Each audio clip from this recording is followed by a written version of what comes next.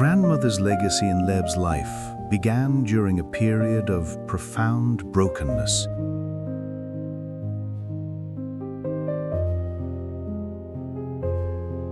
He was living at his father's house, a place he never considered home. His father and the woman his father had married worked long hours in their restaurant, and Lev was often left there alone, constantly and deeply unhappy.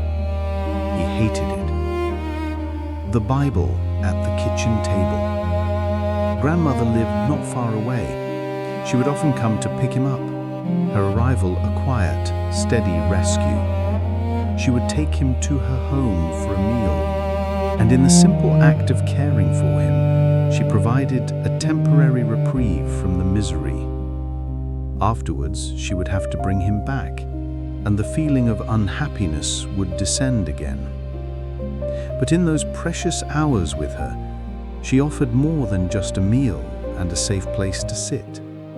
She opened a different door for him, a doorway into the mystical heart of the West. She told him, in a tone of simple, unshakable fact, that she had seen the White Lady, a vision of Mary, in her room one night, and she gave him a Bible, and as soon as he could read, it became his private book of wonders. Lev has a vivid memory of sitting at her kitchen table for hours, the Bible open, a notebook beside it, carefully copying verses and making drawings. This feeling crystallized during the holidays when they would watch the old Jesus movies together. He could feel, with a certainty that bypassed all reason, that this Jesus was indeed who he said he was. His life and teachings were not a theology to be learned, but a living presence, a vibration of unconditional love that he recognized in the deepest part of his own being.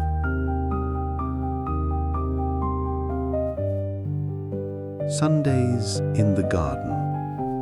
But the gift of her presence was not always in stories or visions. It was also in the profound peace of a quiet summer Sunday.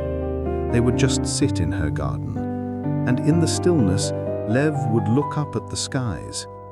There, in the vast, silent blue, he would feel God's closeness in a way that was simple, direct, and completely natural.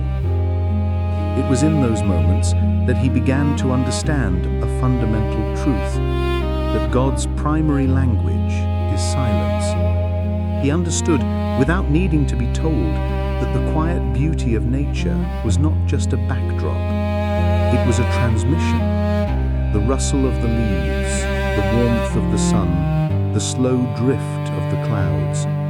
This was the silent sermon of the friend, a communication that bypassed the mind and spoke directly to the heart. In Grandmother's garden, on those Sunday afternoons, time itself seemed to slow and soften. Lev would watch the birds moving through the branches, their small bodies catching the light. He would follow their flight against the endless canvas of sky.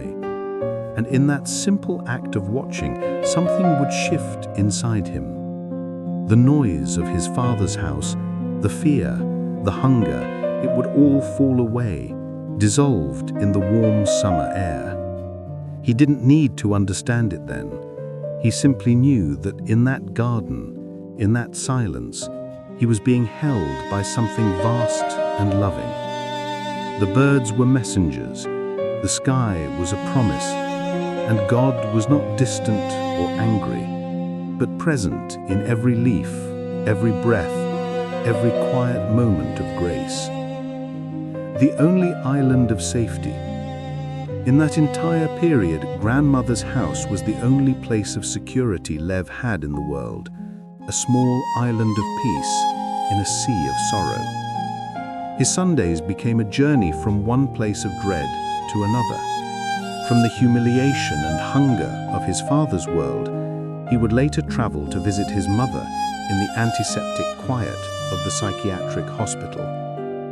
But Grandmother's garden remained, a sanctuary, a place where a broken boy could sit and watch the birds and know that he was not alone.